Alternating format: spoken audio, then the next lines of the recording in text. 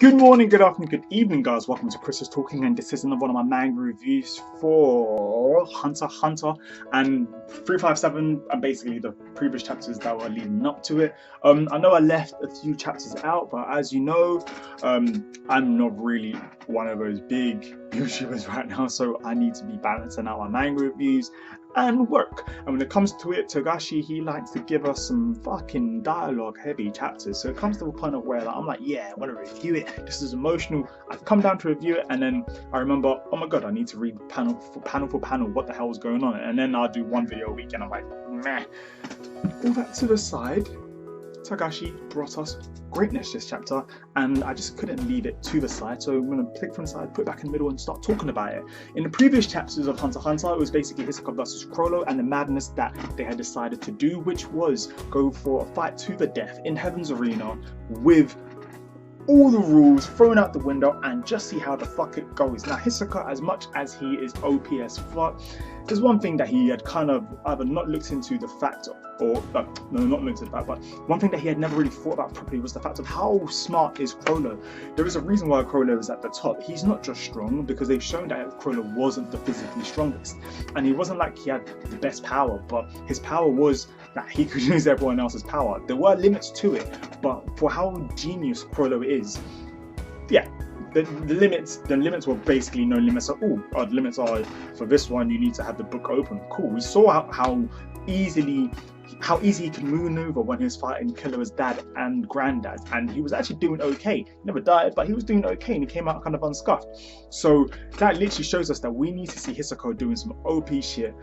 But we also got to see that Chrollo was using more than one ability this time. He was using, what was that, 3 or 4? He was using the Sun and Moon, which was just an OP, a way too OP attack. I mean, what? So now, literally, the attacks were on the palms, and I can't even go into it because I don't want to bring some bullshit and get some hate down in the comments, because it's starting to get to that level where finally people are starting to comment at me. So as I said, you know, you can always leave comments down below, and I am going to obviously skim past some things sometimes, because otherwise I don't want to make an hour-long video.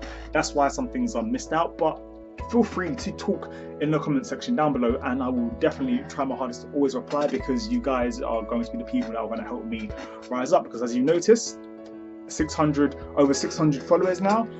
That's really cool. My last video I mentioned about followers, I was on like 200, and that was like 2.5 weeks ago.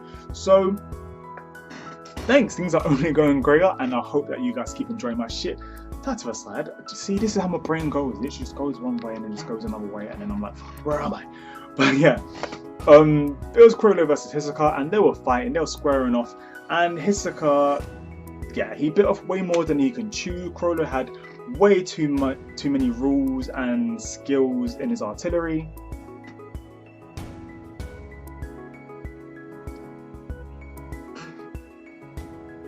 And Hisoka wasn't prepared, which is unfortunate, because Hisoka was ready. He was hard for that shit. He was so ready to take down Chrollo. He was just getting so turned on throughout the whole battle. It's kind of like, whoa, Hisoka, you are really enjoying yourself a bit too much, if you know what I'm saying.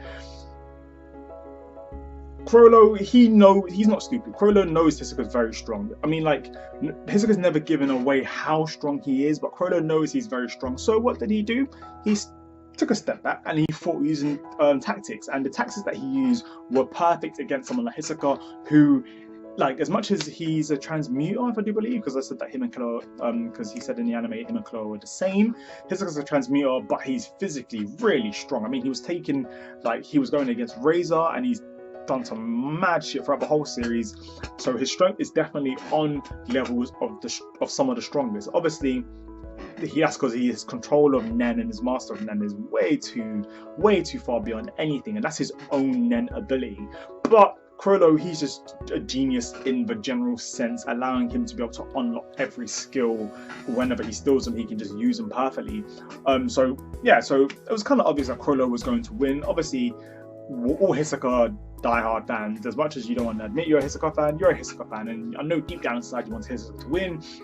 But you know what? Now think about it, there were quite a few death flags. I mean, there was no reason for Togashi to be giving us so much backstory through the fight. All of the fight was from Hisoka's point of view, and normally that would be like, oh yeah, so Hisoka's gonna win. We're not gonna see what Chrollo's doing. But realistically, now you think about it, oh yeah, I did see it. I mean, why would they give us so much? Togashi's not that kind. I mean, he's down to take out anyone. This is some crazy shit.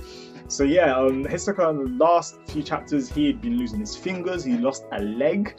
I mean, like, Chrollo used the whole sun and moon tactic on all the people that he used the copy Nen ability to make more people in the audience and like just go after Hisoka, and because it had Nen on top of it and like it was stronger, explosions destroyed a huge part of Heaven's Arena. Hisoka, I remember it said in the previous chapter, he said to himself, what if I'm gonna die anyway? So basically it's like, yeah, he was going to die. So big explosion, big boom, and we're like, okay, what's happened to Hisoka? Hisoka pretty much died. We pretty much knew that he died in the previous chapter, but like we wanted to see where it was going, and that's where we led to this chapter 357. Now, I'm just gonna kind of skim through it whilst talk about what's going on in the chapter, because with chapters like these, there are quite a bit of information, and my memory is pretty poor. I'm not going to try and give any lazy excuse. I just can't remember things that well. Unfortunately, some of us aren't blessed like all of you guys who can remember everything. So that aside, let's go what's on. So on the first page, we basically see from Heaven's Arena, that we're looking at it from the outsider's point of view, and talking like I'm standing here just hundreds of meters away from ground zero where a massive explosion has just gone off in Heaven's Arena. So yeah, so we're basically seeing it from the reporter's points of views, and just going down the page you get to see that it is a manic. Loads of paramedics are there, like, oh yeah, I think they're showing a few faces, but I don't know whether it's meant to be some of the spiders, who knows. But yeah, so yeah, it was a crazy disaster. So just move on to the second page, guys. Some nice little artwork, cover work scene there. Fucking hell, the arena got destroyed. You guys can see it got messed up. It is smoky as fuck. They're just talking basically about what happened, and reporters explaining that the match has claimed the lives of countless victims, including one of the participants, Hisoka. So that was the part which I thought was pretty cool. Confirmed again, Hisoka is dead. Now, Togashi just doesn't just do that for the sake of it, and yeah, next page we see Hisoka looking like shit. He literally looks like shit. I'm not like, he looks fucked up. I mean, his hair is singed to the fuck. He's lost his nose. His face is like this. His throat is this just mullered. No fingers, like leg lost, and you see some of the Phantom Troop. You see the short one who can make copies, and you see the girl with the Nen things. You know what? Let me just get the names up. Okay, so got the names now, so just make this a lot easier. Otherwise, I'm just going to be saying the description. That's kind of fucking annoying. Sorry, guys.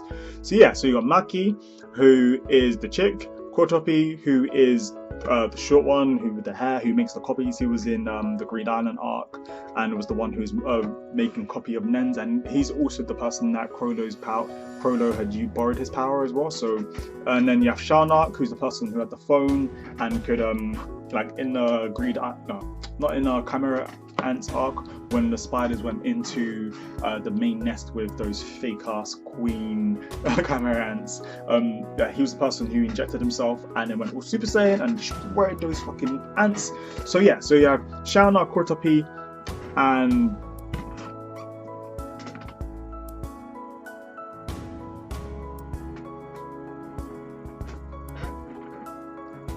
Machi.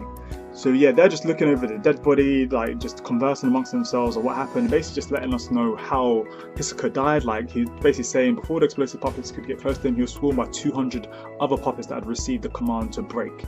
Now they obviously don't know what happened because they weren't right there, but I think they must have got CCTV footage and all that kind of shit. But obviously we know that Hisoka had basically tried to surround himself by all the bodies using his bungee gun so that he wouldn't get obliterated, because those bombs, we saw what one of the bombs did, blew off his leg, another bomb blew off his fingers. So that was definitely his doing, as we saw, to protect himself.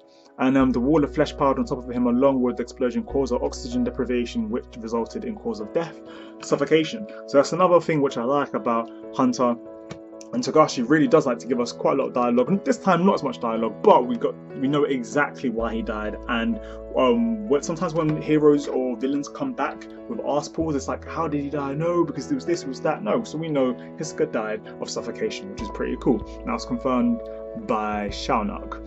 Oh yeah, so basically Machi's just staying there. We know Machi's always been there for Hisoka from when right in the York New City arc, when she basically sewed up Hisoka's arm back in the past. Was it York New City? We saw her in York New City, and we saw her in Heaven's Arena arc as well. So when Hisoka lost his arms and in that fight, and she had to stitch him up. So yeah, so they leave Machi behind. So Chrollo P and Shanak leave Machi behind, and Machi. Basically, I know it's gonna sound weird. If you just write in the comments below exactly how you say their name, I'm gonna try and read it. So like, just leave whether it's like Machi or Machi. This isn't needed. Let's just move on. Hisoka looks scary as fuck. Now, Hisoka does look scary as fuck, and he is just KO. He's KO. She covers his eyes, well, brings down his eyelids because that's just some creepy shit. That's a really, really lazy way to draw Hisoka. I'm not gonna lie. Alright. On the page when she's drawing Hisoka and she says the wounds around his neck really are severe, Hisoka's face is literally just a scribble. Togashi, come on, man. I know it's just you doing your work, but that was pretty poor. Then you see Hisoka again. She's just sewing up his neck, trying to make him feel a bit better. There's like a swish, and we see like the aura kind of look. Machi, she's shocked as fuck, and she's like, "What?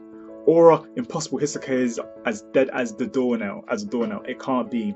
Nen that becomes stronger after death." She's aware. Like, she's like, "What the fuck?" Hisoka starts to move, and he is just, yeah, he does look like shit. And yeah, so we then see Hisoka squeezing his heart, and then he's wheezing, he's twitching, loads of scribbles, slight flashback, and we see, well, if I'm going to die anyways, I might as well try this out. Oh my rubber nen, shit.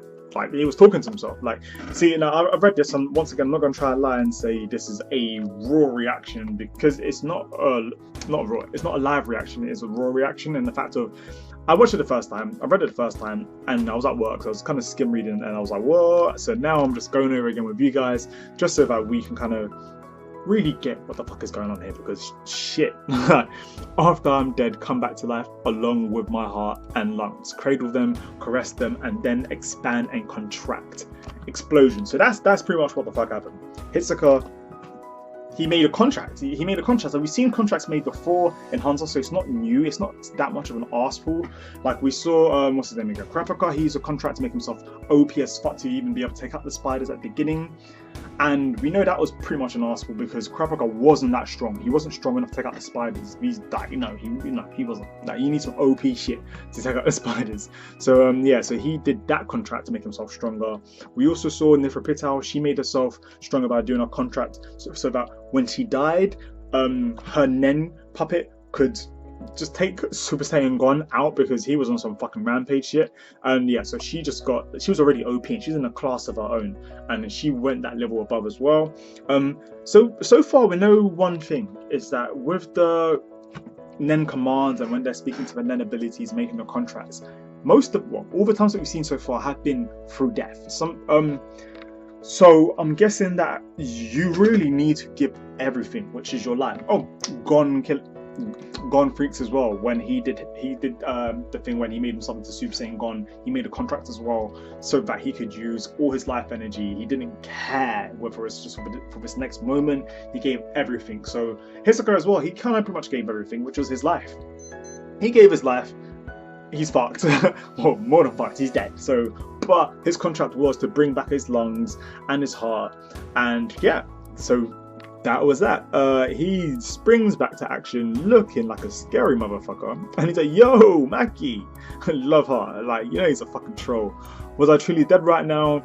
Dead as a disco, thoroughly and utterly dead. He's like, I see. This guy is some creepy motherfucker. This clown face. I might have to use this as a thumbnail. You know exactly what I'm talking about.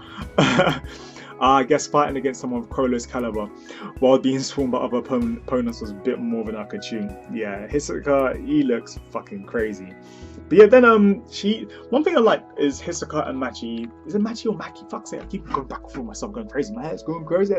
Is Hisoka and Machi's relationship. Now, even though it's not a serious relationship, because I don't know what the fuck it's for. Maybe he's bi or transsexual or something, but he's here to go something else. He's a crazy clown. But there is a connection between the two. They have kind of looked out for each other. Even if she does lie and say it's because of money or because he's paying me advance or this or that, she actually does kind of care for him to an extent. She did feel kind of some sort of sorrow or like remorse or I don't know, sadness when he died, and I think that was pretty interesting. We got to see a bit of character development between the two, especially so far in, especially even after the fight between him and Chrollo. So like he's basically just told her like I don't need your help, I can stitch myself. And he's like, by using my gun, he's like, I'll stop the bleeding. So he uses his texture surprise to stop the bleeding, which is some crazy shit. So the parts that were destroyed, he uses texture surprise, and boom, he looks like an OG again. Even my left hand ends up doing some fucking crazy shit and growing some new fingers, and then a dash of texture surprise, boom, a new hand. He's looking like a beast.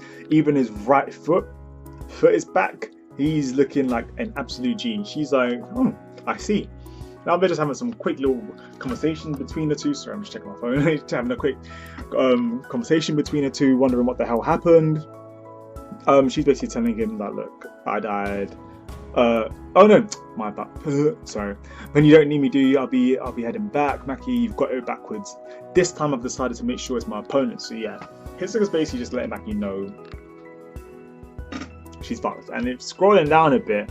Oh, that rape face behind her face was really creepy. And I'm talking about the spiders. Boy, he grabs her on some neck Super Saiyan shit, like surrounds her by his neck and just lets her know, would you pass this along to the spiders for me?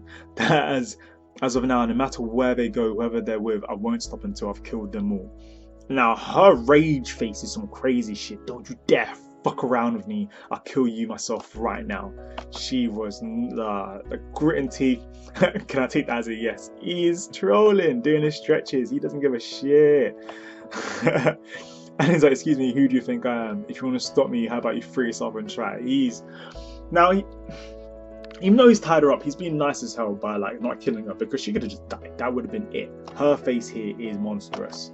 Her face here is monstrous. I already have a picture I want to use for thumbnail, so I can't use that, but bloody hell. It goes on. Now Chrollo's now talking to somebody who, scrolling down a bit, Shalnark, about the whole thing that's about the ship that's going to the Dark Continent and what's going on, and about who's going to be on the ship, and how there's going to be some crazy treasure, and how the spiders are going to be taking it. So yeah, that's where they're going. So I like where this is going. I said I like a few times. I like where this is going. How we now know the spiders are going onto the same the spiders are going to the same destination, which is in the Dark Continent. So the spiders are after the treasure. Krepika is also after the princes who also have the treasure. As well as that, you have Ging Freaks with Ging Freaks, Gon's dad, Ging Freaks, and oh my god, what's that blonde guy's name? Pariston as well. There, so like, and then you have Beyond Netero, and he's meant to be OP as hell. Something in my eye. This is some crazy shit. I'm super happy.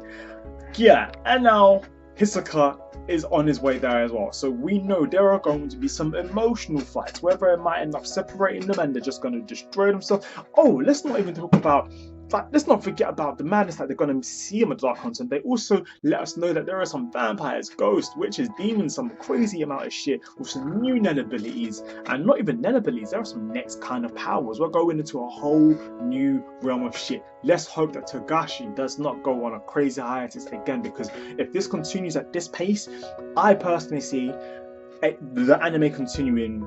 Like, whether it's in a year or two's time, Hunter was too big an anime for them to not agree and accept on the anime coming back. Now, we would need a bit more material for this arc to go on, and even if it's like mid-arc or at the end of the arc, we need Hunter to come back as the anime. Like, comment down below if you want Hunter to come back as the anime, or what you think is going to happen. Do you think Hunter's going to come back, or do you think it's going to go some dumb hiatus and we're just never going to know? But yeah, excitement. Going back to the manga, fucking hell, I'm so sorry. This video is 22 minutes or around 20 minutes right now. Sorry, not sorry. We're just going to go through this. Yeah, Shaonak, he comes out. He's saying, Kurtobi's sure is taking a while. Maybe he's taking a shit. Taking a crap. Comes out, he sees Hisoka. He's like, you know what? Fuck this. Darts towards Hisoka. Now we see, we don't know that it's Hisoka's foot, but because of the design and the rubberness of it, we're definitely presuming that this is Hisoka's foot that we're seeing that's going squish. And then darts at some next speed of light thing. Kurtobi's head gets thrown at Shaonak. Shaonak goes to catch the head, says Kurtobi, and within that second, one shot. Hisoka's just leaves the body in some park. How dark is that? This is some morbid shit. He literally leaves Shaonak in the park, eyes dark, face fucked up, bleeding. His middle is just dark, so I'm presuming that like he just fucked up his middle. Crows are pecking at him, and Kurtobi's head is right in front of him, whilst he's hung up by some strings and some next puppet shit. One message, 10 more to go. The magician embarks on his slaughter parade. This is some crazy shit now. It's been a while. My hair, sorry, I don't even realize. Have I been talking like this the whole time? Fuck, you know, like I've done too much content now to be deleted and started again. But yeah, sorry guys. Yeah, this is some crazy shit. Hisoka's taking him out. No fucks were given in the slightest. And yeah, that was the end of chapter 357. Yeah, so in general, just kind of like a walkthrough, talk through, just going through this madness with you guys, because it was a madness. This was a crazy, crazy chapter. What a way to conclude the fight between Chrollo and Hisoka. Chrollo's still going about. He literally thinks he's taking out Hisoka. Now, obviously, things aren't going to go unanswered. I wonder if Hisoka's going to be going up, whether Hisoka's going to take him all out before they go aboard and go to a dark continent, or whether Hisoka's going to abide his time and wait till we get on there so that he can meet stronger people, because obviously Hisoka doesn't know the plan just yet of why they're going to a dark continent or where they're even going. But Chrollo was just on the phone to Shaonak, so yeah, maybe Chrollo might step up real quick. Who knows? There's going to be a round 2. Hisoka's Nen has got stronger. This is some next like awakening mode level shit, if you know what I mean. I don't want to say where I just said that from, but he's in some awakening mode level shit. Like, yeah, that was that. I loved this chapter. This chapter was crazy. I'm gonna give this a 10 out of 10. Definitely a 10 out of 10. I mean, plot progression, yeah, it went far. I mean, Togashi, even though it went kind of fast, it went far as well, because like we had the time to read all these fights that were going on where it seemed like things weren't going on, but it was kind of showing us why or how serious this is going to be. Obviously, Hisoka went after Shaonak and Kurtobi on some salty vibes. He left Maki alive because of he wants her to send a message, and second of all, he likes her, maybe as a friend. Now, Hisoka's friends aren't gonna be normal, but you know, just like the Joker has friends, they're not normal either, so you know, crazy goes crazy, so you know what I'm saying. So yeah, I hope you really like this review, plus raw reaction, and plus walkthrough, talk through, whatever through, and yeah, next time if you notice, I've got a new little toy out there. I'm gonna be getting more of these and loving these, probably a few more manga as well. But yeah, hope you like this review. That was a proper tangent. And catch you guys on the next one. 600 subscribers so far, looking to get to 700 by the end of this week. Let's get them thousands. But yeah, have a great day. Chris is talking, and peace.